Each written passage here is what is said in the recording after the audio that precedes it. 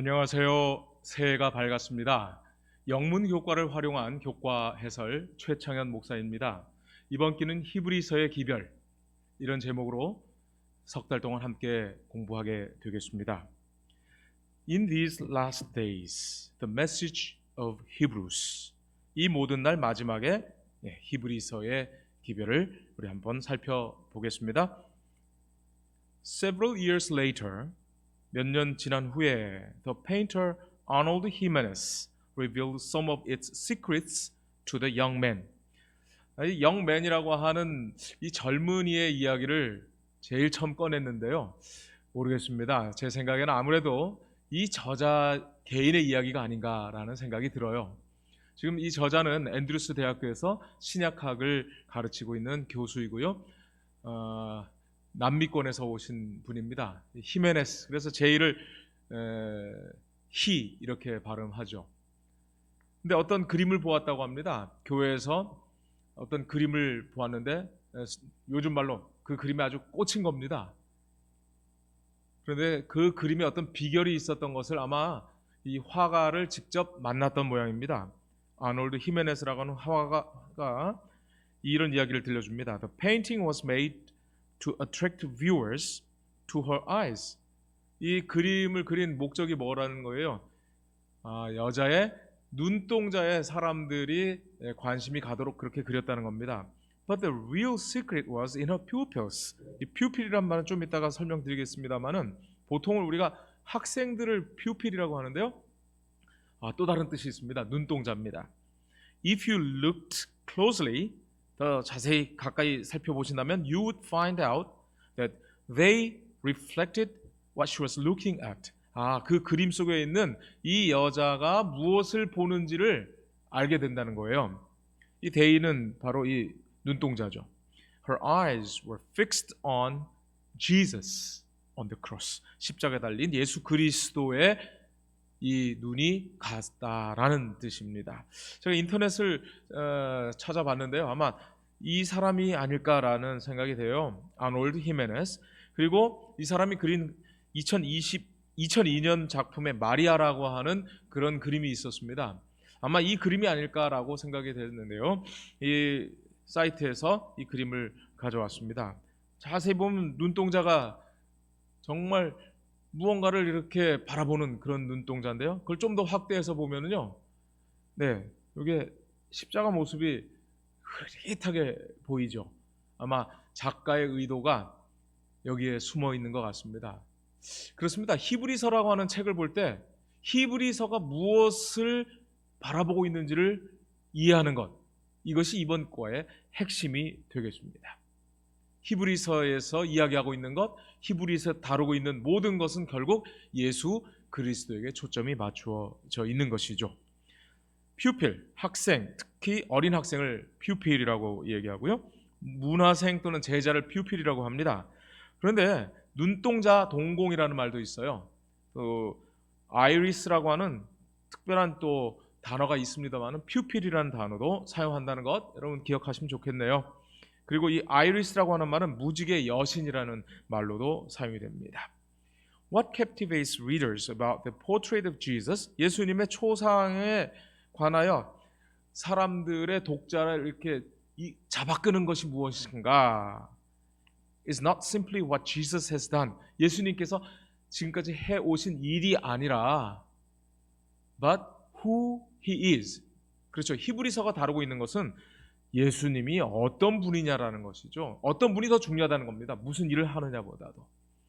그래서 what, who 단순하지만 이것이 what은 그가 하는 행동, 일, who는 그의 됨됨이, 인격 이렇게 이해하시면 좋겠습니다. He was born from a woman. 예수님은 여자에게서 나왔죠. As we were. 우리처럼 말이죠. And he has been tempted and ridiculed. 시험을 받으셨고요. 또 모욕을 당하셨습니다. As we have been. 우리가 늘 그런 삶을 살지 않습니까? Yet still he sits at the center of power in the universe. 우주의 보좌의 중앙에 앉아 계신다는 것입니다. Portrait, 초상화, 인물 사진, 또 묘사 이런 뜻으로 쓰이는데요. 포트레이트라고 하는 말을 뭐 사진을 찍을 때는요, 세로 방향을 포트레이트, 이렇게 세로 방향, 가로 방향을 랜드스케이프 이렇게 말하기도 합니다. In the person of Jesus. 여러분, 이 person이라는 말은 신학적인 용어인데요, 사람이란 뜻이 아니고 예수 그리스도는 신이기 때문에 이 person이 사람과 관련된 건 아니고요, 인칭할 때 칭, 아니면 위격할 때 격, 이런 걸 말합니다. 삼위일체의 한 담당을, 위를 담당하셨다, 이렇게 표현할 때 person이 위입니다. 그래서 in the person of Jesus, three dimensions of the story of redemption intersect. 여러분, redemption이라고 하는 말은 구속입니다. 그래서 구원, 구속, 이게 다 혼용될 수 있는 말이지만, 구원은 어디서 건져냄을 받았다라는 의미로 강하게 쓰이고요, 구속이라고 하는 것은 속전, 즉 뭔가 대가를 지불하고 건져냈다, 이런 의미가 redemption입니다. 거기는 세 가지 국면이 있는데, 이 국면이 예수 안에서 intersect. 여러분, intersection이라는 말 들어보셨죠? 만나는 교차, 거기서 교차한다는 겁니다. 첫 번째, the first is local, 지역적이고 personal, 개인적인 차원. The second is the corporate, 집단적, 연합적 또는 national dimension, 국가적, 아니면 이스라엘이라고 하는 그런 국가적, 아니면 우리 연합된 모임, 이렇게 교회. 그래서 교회 선택 참 중요합니다. 어떤 교회는 정말 사랑의 분위기가 있고, 또 어떤 교회는 냉랭하고, 그래서 우리가 같이 있는 이 그룹 굉장히 중요하죠. The third is the universal dimension, 우주적인 차원.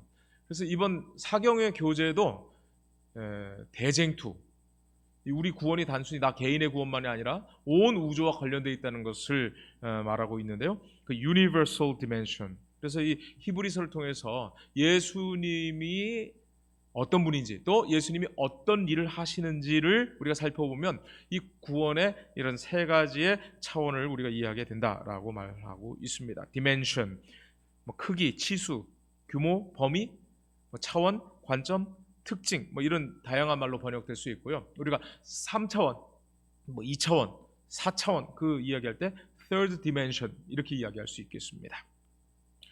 The portrait Jesus, 예수님의 초상 아니면 묘사, who captures the breadth and length and height and depth of God's love, 하나님의 사랑의 그 넓이와 깊이와 또 이 모든 것을 이렇게 탁 우리에게 보여준 그 예수님의 그 초상이죠. is our subject this quarter. 그래서 예수님의 다양한 모습을 살펴보는 것이 이번 기의 주제입니다. 주제. And just as the image of Jesus in the eyes of the girl in the painting, 아까 제가 보여드렸던 그 그림 속에 있던 그 여자가 이 젊은이의 시선을 사로잡았던 것처럼, may the image of Jesus as portrayed in Hebrews, 히브리서에서 묘사되는 예수님의 이미지, 형상, 모습이 capture, 우리 시선을 사로잡는데, not just as our gaze, 우리 시선뿐만 아니라 but our love and admiration for yes, Jesus, our brethren in heaven. 하늘에 계신 우리의 맏형 되신 예수님을 사랑하고 존경하고 감탄하는 그러한 우리의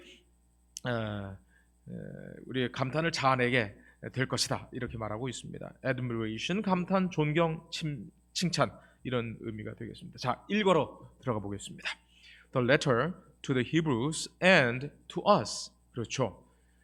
히브리 사람들에게만 보낸 편지인 줄 알았더니 그 편지가 결국 우리에게 보낸 편지이기도 하다라는 것입니다.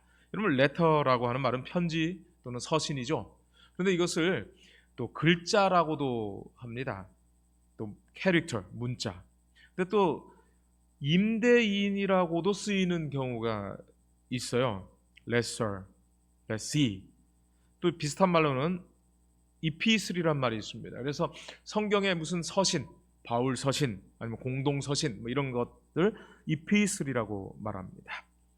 이 책의 저자는 바울로 우리가 전통적으로 생각해 왔습니다. 지금 현대의 신학자들은 바울이 아닌 사람이라고 추측을 합니다. 왜냐하면 이 바울이 쓴 13권의 책과 히브리서는 굉장히 문체도 다르고 접근 방법도 다르기 때문입니다. 그런데 우리 교회는 전통적으로 이렇게 구체적이고 이렇게 조직적이고 이렇게 신학적인 글을 쓸 수 있는 사람이 그 시대에 바울 외에 누가 있었겠느냐. 그래서 이건 바울이 맞다. 그리고 예전에 내려오던 그런 전승에 의해도 바울이 맞다라고 생각을 합니다. 그리고 이 책을 쓴 이 저자도 이 바울이 히브리서의 저자라고 말하고 있습니다. 히브리서 13장 22절을 한번 보면 형제들아 내가 너희를 권하노니 권면의 말을 용납하라. 내가 간단히 너희에게 썼느니라. 여러분 이 히브리서가 간단하게 쓴 편지라는 겁니다. 놀라지 않습니까? 간단하게 쓴 편지라는 거죠. 간단하게 쓴 편지. 근데 이 권면의 말이라고 하는 것은 the word of exhortation, this message of encouragement. 뭐 영어 성경을 보니까 권면 또 용기를 주는 또 격려 또 경고 이런 다양한 말로 번역이 되어 있네요. 근데 이 헬라어는 파라클레시스라는 말인데 이 권면의 말이라고 하는 것은 그 당시에 하나님의 말씀을 읽고 그 말씀을 전하는 설교자가 하는 말을 권면의 말이라고 이렇게 표현했습니다. 그러니까 다른 편지와 조금 다르게 성경에 나타난 다른 편지들과 조금 다르게 설교문이라고 생각하면 이 히브리서를 읽는데 많은 도움이 되실 겁니다. 이것은 설교문입니다. 설교문. 그래서 바울이 마음으로부터 이 독자들에게 정말 열정적으로 설교하는 그런 모습을 한번 그려보시면 훨씬 더 도움이 되지 않겠습니까? 그리고 이것은 오늘날 우리 시대의 사람들은 이해할 수 없게 간단하게 쓴 거라는 겁니다. 그러고 보니까 성경책 두꺼운 책들은 몇 장씩 몇십 장씩 시편은 150편이 넘어가지 않았습니까? 그러니까 이건 간단히 썼다. 이게 다 이해가 되는 그런 말인 것 같습니다. 히브리서는 간단한 설교다. 이렇게 꼭 생각하시면 설교 한 편을 저 요즘에 계속 매일 처음부터 끝까지 히브리서를 계속 읽고 있어요. 읽으면서 새로운 것을 발견하고 또 새로운 감동을 받고 또한 새로운 의문점들이 자꾸 생각이 떠오릅니다. 자, 히브리서 13장 15절 또 보시면 율법과 선지자의 글을 읽은 후에 회당장들이 사람을 보내어 물어 이르되 형제들아 만일 백성을 권한 말이 있거든 말하라. 그러니까 하나님의 말씀을 읽은 사람들이 설교를 할 수 있겠죠. 디모데전서 4장 13절은 이걸 좀 더 구체적으로 말하고 있는데요. 바울의 권면입니다. 내가 이를 때까지 읽는 것과 그러니까 개인적으로 성경을 읽고 연구하는 것이 되겠죠. 권하는 것과 파라클레시스 똑같은 말입니다. 설교하는 것입니다. 그 다음에 설교에 더하여 하나는 가르치는 것이라 그랬어요. 여러분 설교라고 하는 것은 여러 다양한 사람들이 모여 있고 또 어린이에서부터 노인에게까지 세대도 다릅니다. 그러므로 이 설교는 정말 어떤 면에서 참 어려운 게 설교인 것 같아요. 그리고 설교를 하면 알아듣는 것도 각각 사람들이 다 다르게 알아듣는 것 같아요. 그래서 설교로만 끝내지 않고 개인적으로 아니면 소그룹에서 그날 설교한 것을 다시 반복하여 가르치는 것, 이것도 참 중요한 것 같습니다. 히브리서 10장 36절, 오늘 이 교과의 주제 성경절입니다. 기억절. 너희에게 인내가 필요함은 너희가 하나님의 뜻을 행한 후에 약속하신 것을 받기 위함이라. For you have need of endurance. endurance가 참는다는 겁니다. 인내죠, 인내. So that after you have done the will of God, 하나님의 뜻을 행한 다음에 you may receive the promise. 약속을 받기 위함이다라고 말하고 있습니다. 저는 이번 일과의 가장 중요한 핵심이 바로 인내라고 생각합니다. 인내.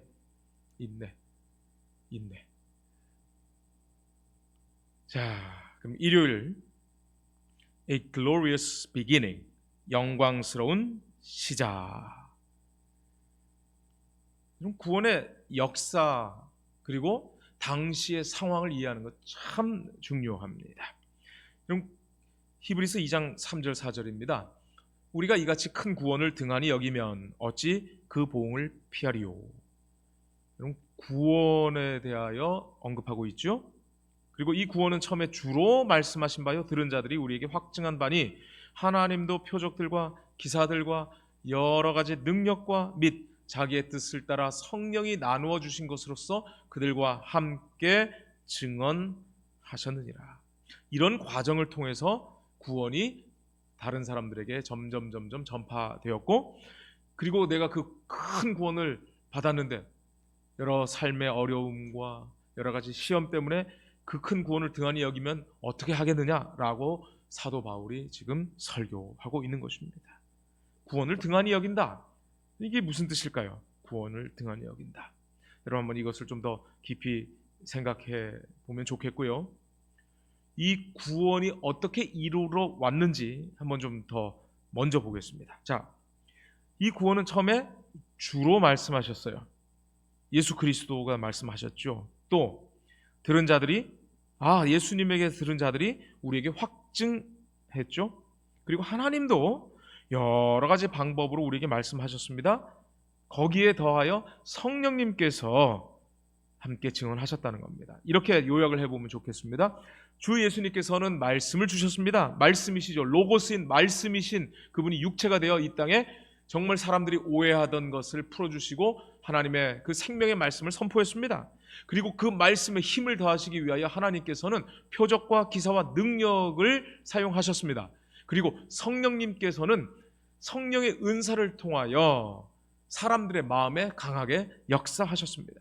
그리고 삼위일체의 이런 구원의 노력에 더하여 그 말씀을 들은 자들이 다른 사람들에게 말씀을 전했던 것입니다. 이것이 구원이 흘러가는 흐름이라고 우리가 볼 수 있겠죠.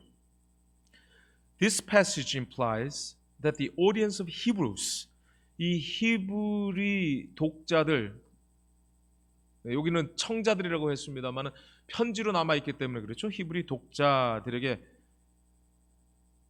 뭐 하는 거예요? 이 사람들이 had not heard Jesus himself preach. 예수님께서 설교하는 것을 들어보지 못했다라는 것을 알려준다는 것이죠. Instead, they had received the gospel from other evangelists. 다른 복음 전도자들로부터 이 말씀을 들은 것이죠. Who had announced to them. 그들에게 선포했어요. The news of salvation. 구원의 소식을 전했던 것이죠. 여러분 여기 중요한 그 문법적인 설명이 하나 필요한데요. 지각동사라고 하는 것이 있습니다. 알다라고 하는 이런 또 듣다 이런 지각동사 보다라고 하는 동사는 그 다음에 나오는 그 구절의 동사는 현재형을 씁니다. 그렇다고 이건 현재가 아닙니다. 지각동사의 시제를 따르는 것입니다. 그래서 the audience of Hebrews had not heard. 듣질 못했죠. Jesus himself. 예수님이 예전에 설교하던 것을 들어본 적이 없다. 이렇게 이해하시면 되겠습니다. 자, 요한복음 17장 20절. 그렇다면 이게 어떤 식으로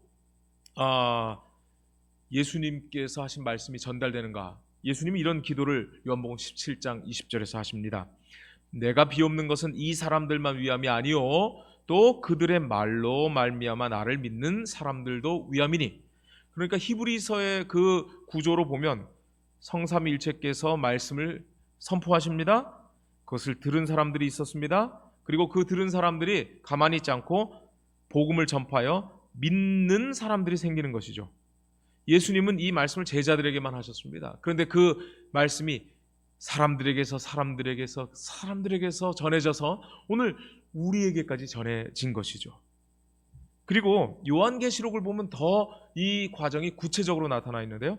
하나님께서 그 계시를 예수님에게 주셨고 천사들을 통하여 요한에게 전해졌습니다. 그리고 요한이 그 계시의 말씀을 기록함으로 인하여 그것을 읽는 자와 듣는 자들이 말씀을 계속하여 하나님으로부터 직접 듣지 못한 그 말씀을 하나님의 말씀으로 여기고 그 말씀을 어떻게 하는 겁니까? 지키는 자들이 복이 있다고 하죠.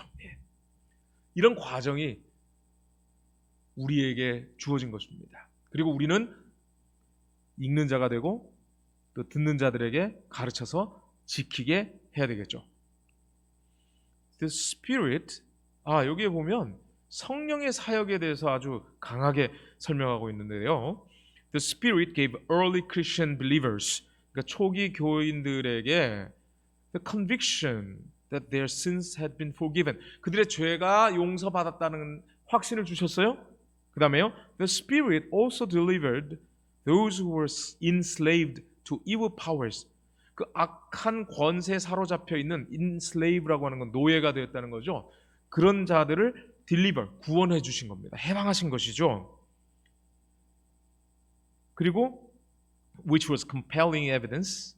이런 것이 어떤 증거입니까? 강력한 증거인데 the superiority of the power of God. 하나님의 능력이 우세하다는 거예요. 어디에 비해서요? 악에 비해서. 악과 비교할 수 없는 것이죠. 또 and revealed that the kingdom of God, 하나님의 나라가 had been established in their lives.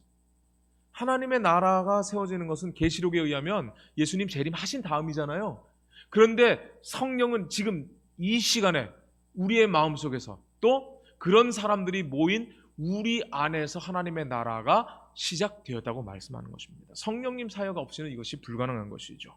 자, 요약하면 성령님의 사역은 능력으로 복음을 전파할 수 있게 하셨고요. 또 죄 용서에 대한 확신을 주십니다. 뿐만 아니라 악의 권세에서 해방시키십니다. 이렇게 함으로써 이 로마 제국 안에 하나님의 나라를 세워가는 역할을 하신 것이죠.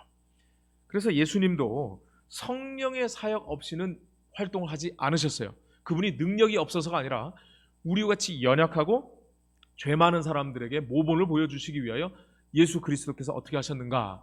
주의 성령이 내게 임하셨으니, 이건 이사야서의 그 인용인데요. 주의 성령이 내게 임하셨으니 이는 가난한 자에게 복음을 전하게 하시려고 내게 기름을 부으시고 나를 보내사 포로된 자에게 자유를, 눈먼 자에게 다시 보게 함을 전파하며 눌린 자를 자유롭게 하고 주의 은혜의 해를 전파하게 하려 하심이라.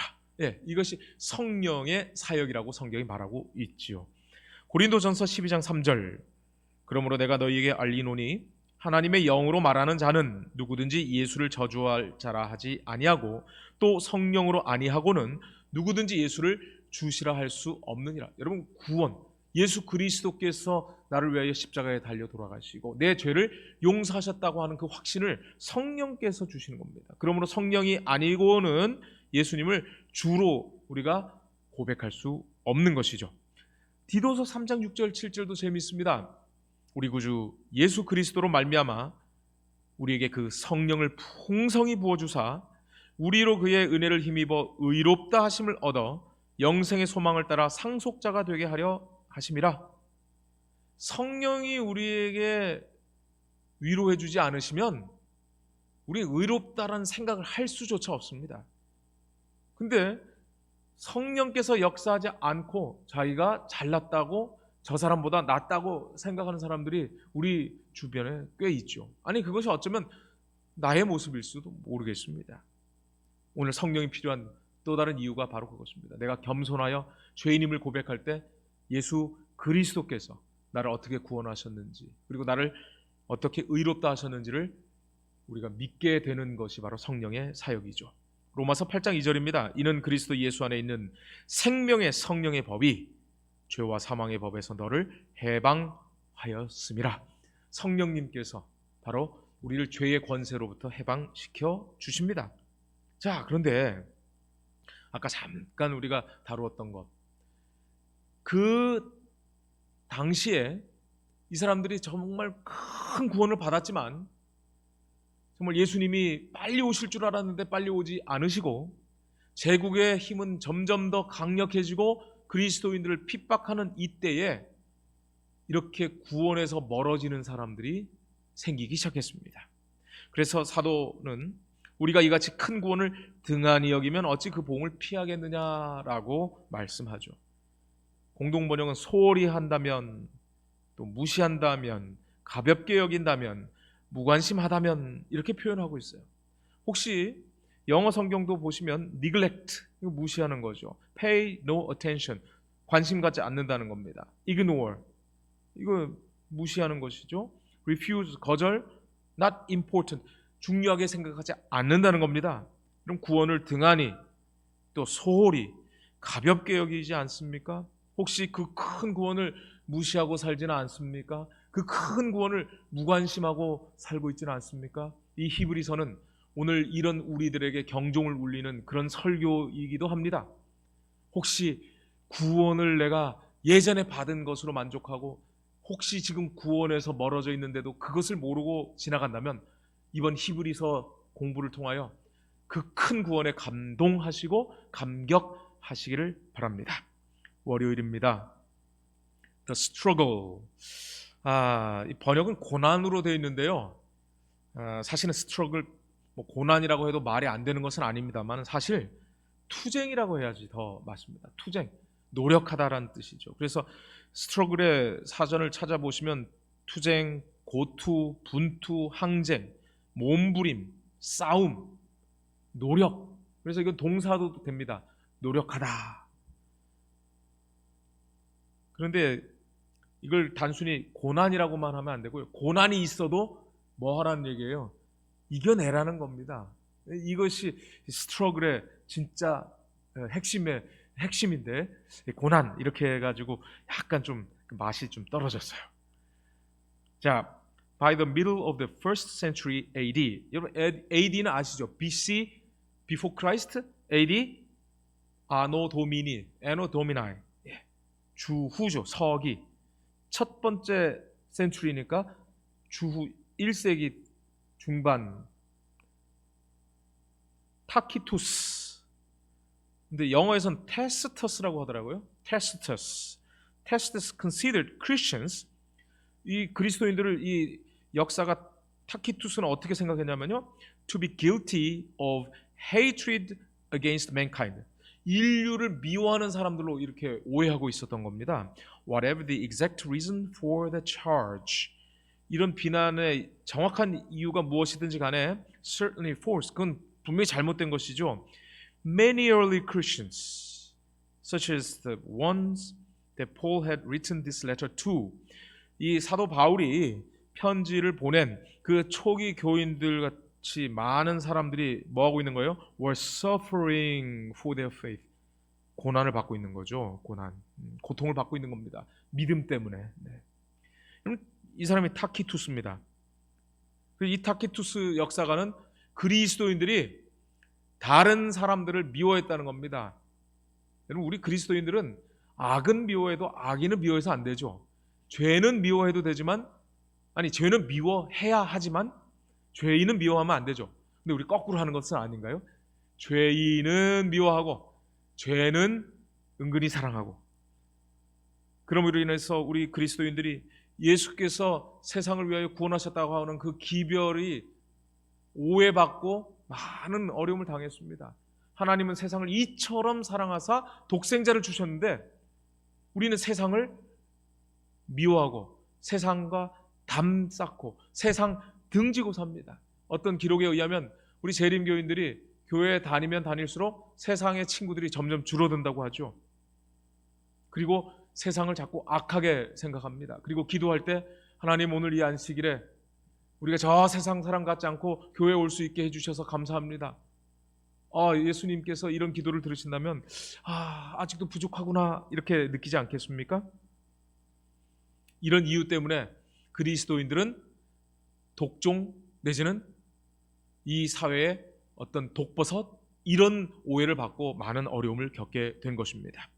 여러분 사도행전 16장 19절에 정말 사도 바울과 그 일행들이 다니면서 잘못된 악행을 바로잡았을 때 여러분 바울과 실라가 어떻게 됐어요? 붙잡혔습니다. 그래서 장터에 끌려갔다고 그랬는데 이 장터를 옛날 성경은 저자라고 했어요. 저잣거리 있죠? 저잣거리. 시장입니다. 시장. 그리고 그 시장 사람들이 모이는 곳에는 토론을 하는 광장이 있었고요. 거기에는 법을 집행하는 법정도 있었다고 합니다. 그래서 이것을 헬라어는 아고라라고 합니다. 아고라. 네. 그래서 결국 어떻게 됐습니까? 감옥에 갇혔죠. 근데 놀라운 성경의 증언이 있습니다. 한밤중에 바울과 실라가 기도하고 하나님을 찬송하며 죄수들이 듣더라. 여러분, 이 죄수들이 누가 하나 들어왔으니까 얼마나 불평불만하고 못 살겠다고 하고 막 엄살을 부릴까 이렇게 생각을 했는데 아무 탓도 하지 않는 겁니다. 누구를 원망하지도 않는 겁니다. 오히려 기도하면서 하나님께 찬송하는 것입니다. 그것을 죄수들이 들었어요. 그리고 여러분 잘 아시는 대로 갑자기 그날 밤에 지진이 났고 감옥 문이 열렸습니다. 다 도망갔을 것이라고 생각한 그 간수장이 자기가 스스로 생명을 끊으려고 할 때에 사도 바울이 한 유명한 말씀, 이르되 주 예수를 믿으라. 그리하면 너와 네 집이 구원을 받으리라. 그러고 보니 아무도 도망가지 않았어요. 정말 죄수들이 단 한 번도 경험해보지 못한 그 기도를 듣고 하나님을 정말 찬송할 수 없는 상황에서 찬송하고 기뻐할 수 없는 상황에서 감사하는 그런 모습을 보면서 그들이 결코 세상에서 맛보지 못했던 놀라운 매력을 느꼈던 것이죠. 여러분, 우리 그리스도인들이 고난 중에 예수 그리스도의 향기를 발휘해야 합니다. 좋을 때 좋은 사람 당연하죠. 내가 싫을 때 싫다고 얘기하는 거 당연합니다. 그러나 그리스도인들은 당연한 곳에 머물러 있어서 안 됩니다. 정말 억울하게 고통을 받아도 그때도 기도하는 모습, 찬양하는 모습이 다른 사람들을 전도하는 길이 되는 것입니다. 히브리서 10장에도 고난의 큰 싸움을 견뎌낸 것을 생각하라 했는데 이것이 바로 저자가 얘기하는 겁니다. 이 고난의 큰 싸움, 이게 바로 a great struggle with sufferings입니다. 이게 고난이고요. struggle이 싸움입니다. 투쟁하는 겁니다. 우리가 정말 힘든 그런 시절을 보내고 있어요. 먹고 살기 위해서 전쟁터 같은 그런 직장에 다니는 우리 아빠 여러분 꼭 한번 껴안아 주십시오. 그리고 힘들게 살아가는 사람들을 위해서 여러분 용기의 말, 권면의 말, 격려의 말을 주십시오. 사도 바울은 말합니다. 전날에 너희가 빛을 받은 후에 고난의 큰 싸움을 견뎌낸 것을 생각하라. 혹은 비방과 환난으로서 사람들에게 구경거리가 되었고 혹은 이런 형편에 있는 자들과 사귀는 자가 되었으니 여러분 보십시오. 평소 같으면은 감옥에 갈 일이 없는데 사도 바울과 실라가 어떻게 한 겁니까? 그 빌립보 감옥에 갇힘으로 인하여 거기서 사람들을 구원했어요. 평소에 사귈 수 없는 사람들을 환난이 사귈 수 있는 기회로 만들어 준 것이죠. 너희가 갇힌 자를 동정하고 너희 소유를 빼앗기는 것도 기쁘게 당한 것은 더 낫고 영구한 소유가 있는 줄 알미니라. 여기 구경거리란 말이 참 재미있습니다. 이 구경거리란 말이 헬라어로 페아트리조라는 말인데요. 좀 어디서 들어본 것 같지 않아요? 영어에 theater. 영국 영어는 RE가 이렇게 되고요. 미국식 영어는 ER로 바꿔 있죠. 페아트리조. 구경거리가 바로 극장이라고 하는 말의 어원이라는 걸 생각한다면 여러분 이게 떠오를 겁니다. 뭐죠? 콜로세움입니다. 이 콜로세움은 그 당시에 원형 돔 경기장으로 이 차양이 되어 있고 그 지하에 그 맹수들이 있다가 그 자동 시설에 의해서 맹수들이 무대 위로 올라오는 그런 장치까지 있었다고 하죠. 그 많은 그리스도인들이 예수 믿는다고 하는 이유 때문에 오해 때문에 박해를 받았습니다. 사자의 밥이 된 것이죠. 여러분 구경거리가 되었어요. 구경거리가 된 것입니다. 그런데 온 세상이 지켜보는 그 구경거리가 지금까지 자기들처럼 원망하고 불평하고 짜증내는 것이 아니라 거기서 기도하고 찬송할 때 이 세상이 뒤바뀌어진 것입니다. 로마 제국이 흔들거린 것입니다. 로마 제국의 뿌리가 뽑힐 지경이 된 것입니다. 그리고 갇혀있는 자들의 친구가 되었고요. 그들을 동정하고 심지어 억울하게 뺏길지라도 기쁘게 생각했는데 그 이유가 뭐예요? 더 낫고 영원한 소유가 하늘에 있다는 것을 믿었기 때문입니다. 여러분, 우리가 그런 믿음이 필요합니다. 그러므로 요즘 IMF보다 더 힘들다고 하는 이 때에 우리가 어려움이 그냥 어려움으로 그치지 않고 어려움에 처한 사람들을 친구 삼을 수 있는 기회가 되도록 기도하시기 바랍니다. 그리고 그렇게 사귀는 자라고 하는 말이 코이노노스, 코이노니아에서 비롯된 말입니다. 우리가 사귐이 있는 것이죠. 평소에는 사귈 수 없는 사람들과 말입니다. 히브리서 13장 1절 3절에는 형제 사랑하라, 그 다음에 갇힌 자를 생각하라, 학대받는 자를 생각하라는 것입니다. 여러분, 내가 그런 형편에 처하지 않았으면 이렇게 하지 않았을 텐데 이것이 바로 위기가 기회가 된 것입니다. 그렇다면 고난의 이유가 무엇인가? 요한복음 15장 18절입니다. 세상이 너희를 미워하면 너희보다 먼저 나를 미워한 줄 알라. 예수님을 미워했기 때문이네 우리도 미워하는 것이죠. 그 정죄는 이것이니 곧 빛이 세상에 왔으되 사람들이 자기 행위가 악함으로 빛보다 어둠을 더 사랑한 것이니라. 베리 블랙 그 목사님의 자서전을 보면 너무 가난하던 시절에 물 마시려고 불을 켜면 거기에 바퀴벌레들이 지나다니고 생쥐들이, 신발만한 생쥐들이 다니는데 불을 켜지 않았으면 몰랐을 상황이 불을 켜면 벌어지고 있다는 것입니다. 우리는 세상의 빛입니다. 그러므로 우리가 가는 곳에서는요, 분열이 일어날 수밖에 없습니다. 우리가 가는 곳에는요, 투쟁이 있을 수밖에 없습니다. 왜냐하면 빛보다 어둠을 더 사랑하는 사람들이 정죄를 받고 그들이 예수를 미워한 것처럼 그리스도인들을 미워하기 때문입니다. 정리해보면 이렇습니다. 예수님과 이 세상이 대결 국면에 있죠. 마찬가지로 우리 남은 자손도 마귀와 최후의 전쟁을 치러야 하는 상황에 있는 것입니다. 왜냐하면 우리는 빛이기 때문에 그렇습니다. 여러분 보십시오. 모세도 잠시 죄악의 낙을 누리는 것보다 더 하나님의 백성과 함께 고난받는 게 차라리 낫다고 생각을 했습니다. 여러분, 모세가 만약에 하나님 믿지 않고 하나님을 따르지 않았더라면 투탄카멘의 그 아주 황금 그 마스크처럼 모세의 마스크도 저 이집트 카이로의 박물관에 소장되어 있을지 모릅니다. 그러나 하나님께서는 그 모세가 120년의 사역을 끝내고 죽었을 때 그를 살리셨고 다시 일으키셔서 하늘에 데리고 가지 않았습니까? 잠시 죄악의 낙을 누리는 것보다 차라리 고난받는 것을 택한 모세처럼 말입니다. 우리도 그렇게 해야 되지 않겠습니까? 그리스도를 위한 수모로 생각되지 않는 것은 바로 잠시 죄악의 낙을 누리는 것보다 영원한 상이 있음을 생각했기 때문입니다. 베드로전서 4장에도 베드로가 말합니다. 그리스도의 이름으로 치욕을 당하면 그것이 복 있는 자라는 거예요. 복 있는 자라는 거예요. 여러분, 이런 복이 그냥 되는 게 아닙니다. 하나님의 영, 성령께서 역사하지 않으면 이것은 여러분 정말 맨정신으로 안 되는 거예요. 여러분, 술 마신 사람들이 술 취해서 정말 용감하게 길거리를 활보하고 다니는 모습들 보잖아요. 그러면서 전봇대에다 이렇게 탁 부딪히면서 네가 센가 내가 센가, 말도 안 되는 일이잖아요. 그런데 성령께서 임하신 사람들도 마찬가지예요. 세상이 이기나 예수가 이기나 보자. 내가 그리스도의 이름으로 수욕을 당한다, 치욕을 당한다.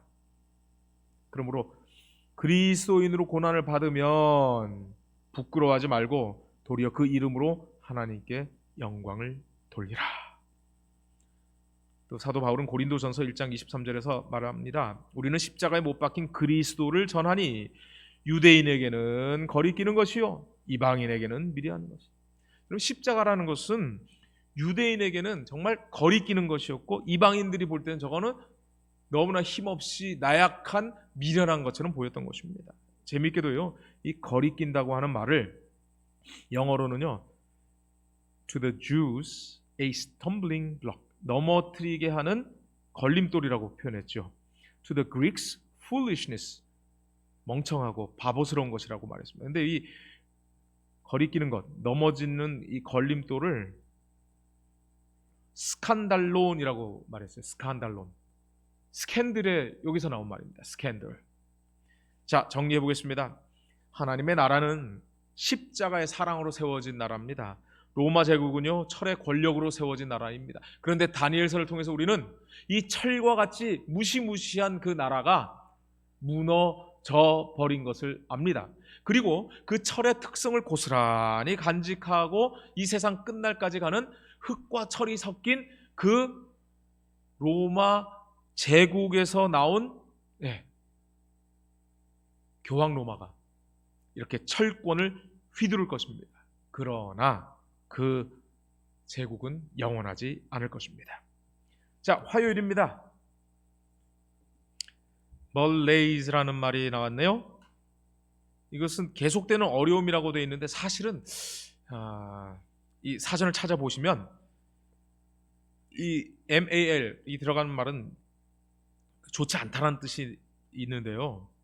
이건 불안하다, 또 병폐 또는 침체라는 말이 있어요.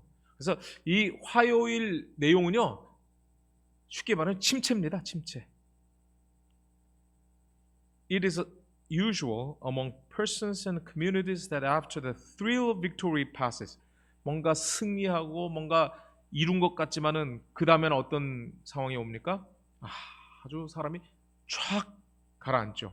그래서 그럴 때 사람들이 vulnerable to the counter attack of their enemies, 원수로부터 공격당하기 쉽게 된다. 이 vulnerable, 취약하다, 연약하다, 민감하다 이런 뜻입니다.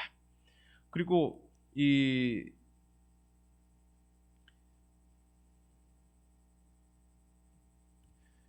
열왕기상에서 이 책의 저자는 열왕기상에서 그 이세벨을 물리친 이 엘리야를 이렇게 말하고 있죠. 그가 이 형편을 보고 뭘 본 겁니까? 하나님께 시선을 고정했던 사람이 이제 뭐 한 거예요? 이 형편을 보고 도망가서 죽기를 원했던 것이죠. 로뎀나무 아래 쓰러져 있는 그 안타까운 선지자.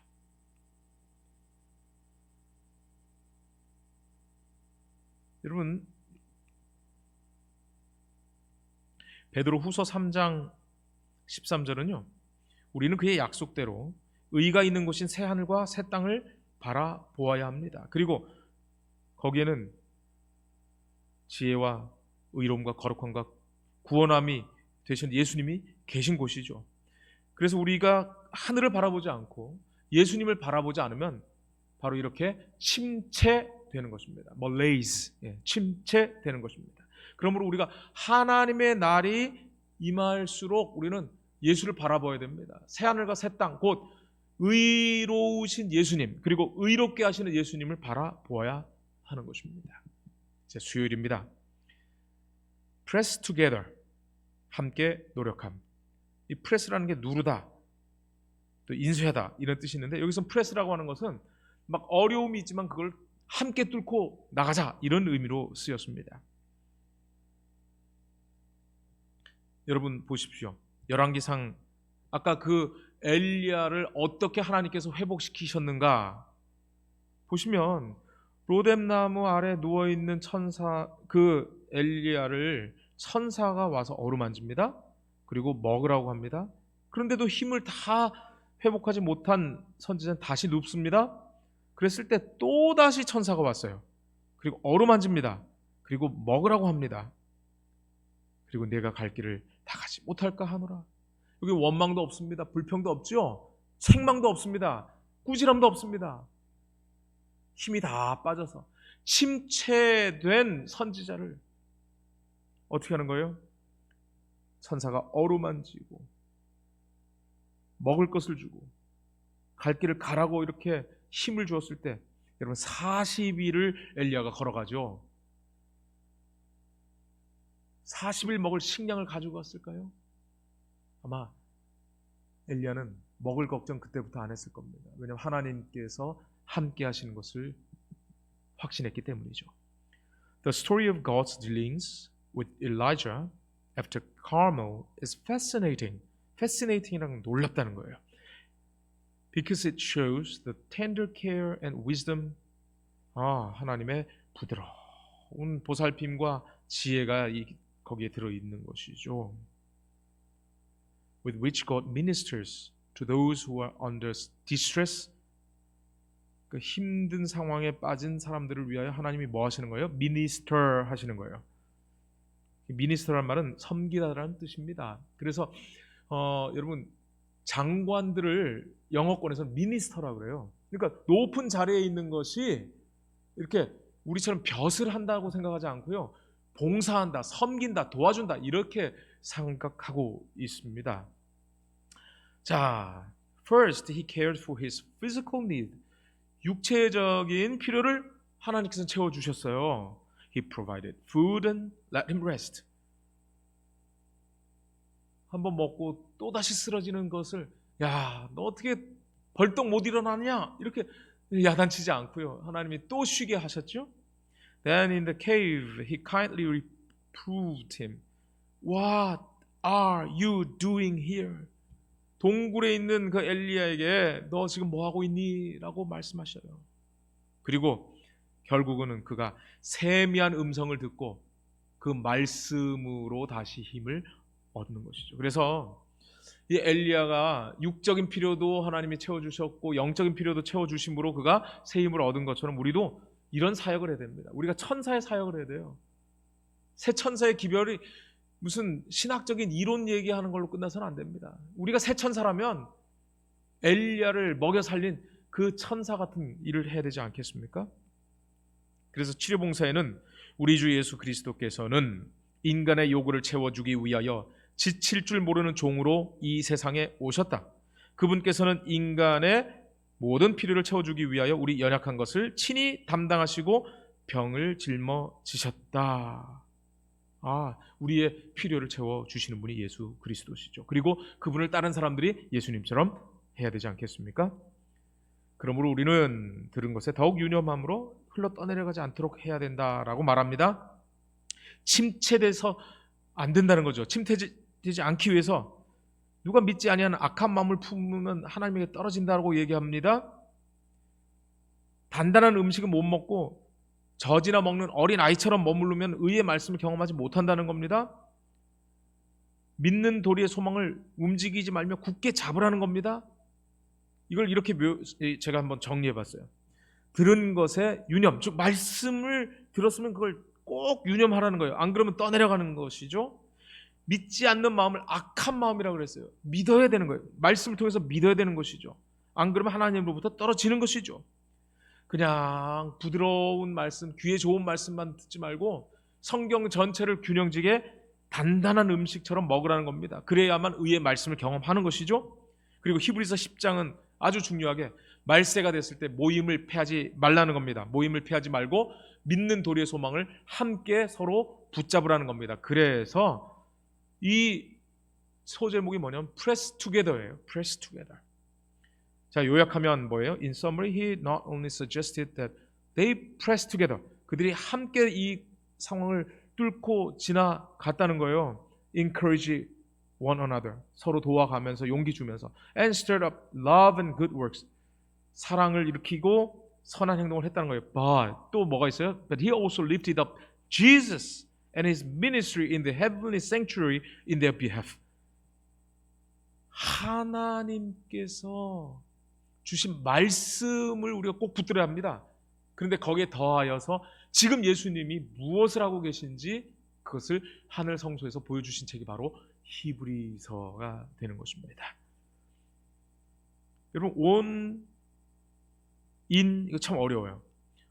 on one's behalf 이거는 뭐를 대신하여입니다. 근데 in behalf라고 하는 것은 도우려고입니다. 그러니까 우리를 돕기 위해서 지금 하늘 성소에 계신 그 예수님을 바라보라는 것이죠.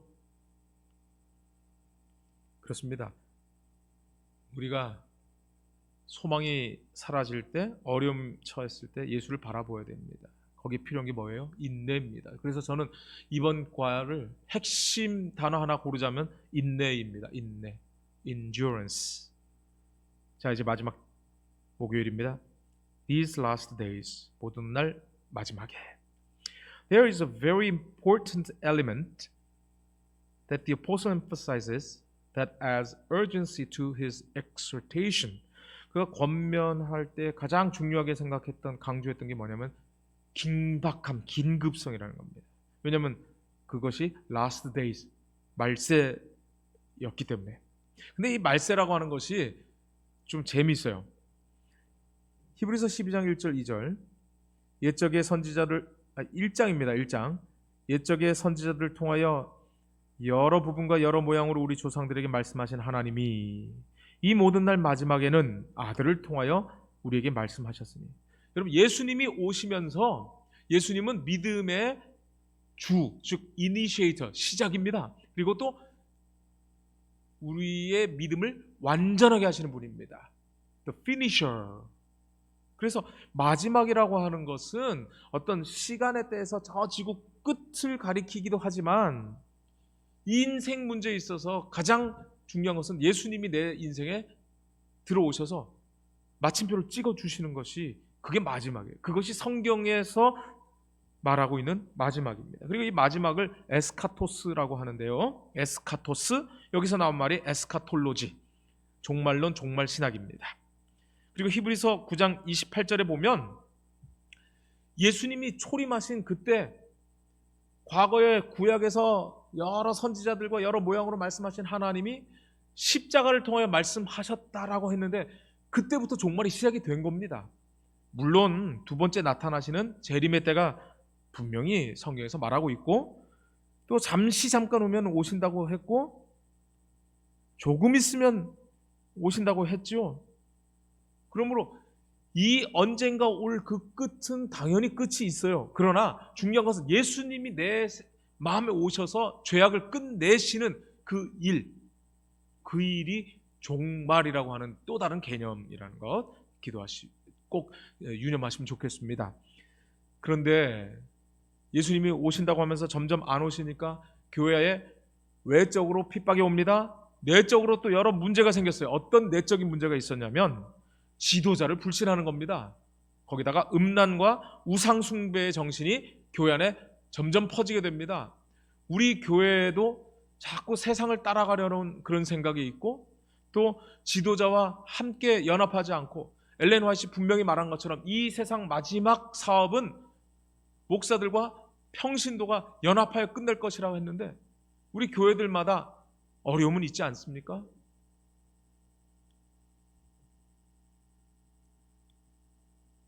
여러분, 히브리서 13장 4절 5절입니다. 모든 사람은 결혼을 귀히 여기고 침소를 더럽히지 않게 하라. 음행하는 자들과 간음하는 자들을 하나님이 심판하시리라. 돈을 사랑하지 말고 있는 바를 족한 줄로 알라. 그가 친히 말씀하시기를 내가 결코 너희를 버리지 아니하고 너희를 떠나지 아니하리라 하셨느니라. 하나님의 말씀을 너희에게 일러주고 너희를 인도하던 자들을 생각하며 그들의 행실의 결말을 주의하여 보고 그들의 뭐를 본받으라? 네, 믿음을 본받으라. 여러분, 100% 나쁜 목사가 있을까요? 아니에요. 설교가 좀 떨어지더라도 그의 믿음을 통해서 본받을 것이 분명히 있을 것입니다. 바로 히브리서 기자가 말하는 것입니다. 너에게 말씀 전하여 준 사람들의 뭐를 본받으라는 겁니까? 믿음을 본받으라는 겁니다. 근데 우리는 그의 좋은 점을 받고 그의 장점을 이렇게 부각시키기보다는 그의 부족한 것을 자꾸 끄집어내면서 사랑으로 덮어주는 대신에 자꾸 그 사람에 대한 원망과 불평을 늘어놓지 않습니까? 실물교훈에서 엘렌 화이트 말한 그 말씀 한번 귀담아 들어보시기 바랍니다. 그리스도께서 당신의 사랑으로 영혼들을 이끌고 계시는 반면 사탄은 마음의 감동을 받고 구주를 찾고자 하는 사람들의 주의를 다른 곳으로 돌리게 하려고 애쓴다. 그는 그들의 마음을 계략으로 점령해서 비평하게 하고 의심과 불신을 갖도록 조장한다. 설교자의 말과 태도가 청중의 마음에 맞지 않을 때, 그렇죠, 우유만 찾는 거죠. 단단한 음식을 원하지 않는 거죠. 사단은 청중들로 하여금 그 같은 결점만을 생각하게 한다. 그리하여 하나님께서 자비하시사 그들에게 보내주신 진리, 곧 그들에게 꼭 필요한 진리가 지속적으로 그들을 감동시키지 못하게 한다. 하나님의 말씀을 전하는 설교를 들은 많은 사람들이 그 설교를 가정에서 비평의 주제로 삼고 있다. 부모들은 이런 일들을 그들의 자녀들이 듣고 있는 자리에서 한다. 그렇게 함으로 부모들은 자녀들의 마음속에서 하나님의 사자들에 대한 존경심과 그들이 전한 기별에 대한 존경심을 소멸시켜 버린다. 그리하여 많은 사람은 하나님의 말씀까지도 소홀히 여기도록 가르침을 받는다. 소위 그리스도인이라고 주장하는 자들의 가정에서 많은 청소년들이 불신자가 되도록 교육을 받고 있다. 이런 때에 외적으로 핍박이 오고 내적으로 우리의 욕망을 자극하고 지도자를 불신하는 이런 때 소망을 위한 두 가지 요소가 있습니다. 그것이 바로 인내와 성경의 위로입니다. 로마서 15장 4절입니다. 무엇이든지 전에 기록된 바는 우리의 교훈을 위하여 기록된 것이니, 마치 고린도전서와 똑같은 톤으로 말하고 있지요. 우리로 하여금 인내로 또는 성경의 위로로 소망을 가지게 함이니라. 그렇습니다. 이 어려운 시대를 사는 우리의 성도 여러분, 정말 힘들지요? 정말 우리가 분투하고 있지 않습니까? 이때 우리가 소망을 가질 수 있는 두 가지, 첫째는 인내입니다. 두 번째는 성경의 위로입니다. 대충해서는 이 코로나로 인하여 정말 말씀을 전할 수 없을 때 하이테크, 기술의 발전을 통해서 복음을 전할 수 있다고 아주 정말로 이걸 우리가 잘 준비해야 된다고 말하고 있더라고요. 근데 그것만 하지 말고 하이터치, 이런 기술을 활용해서 우리는 한 사람 한 사람과 더 밀접한 관계 속에서 서로 격려하고 서로 힘주고 서로 용기를 줘야 되지 않겠습니까? 이것이 바로 사도 바울이 말하는 것입니다. 서로 돌아보아 사랑과 선행을 격려하며 모이기를 피하는 어떤 사람들의 습관과 같이 하지 말고, 코로나가 무서워서 교회 문을 닫아서는 안 되는 것이죠. 코로나가 이 문을 닫아버리면 또 다른 문을 두드리십시오. 문이 열릴 것입니다. 그래서 하이테크와 더불어서 하이터치가 일어나야 될 것입니다. 오직 권하여 그날이 가까움을 볼수록 더욱 그리하자. 이제 저는 마치면서요, 이렇게 요약하고 마치려고 합니다. 마음의 거리가 멀어지는 이때 서로 사랑하고 서로 용기 주는 재림 성도가 되도록 기도합시다. 감사합니다.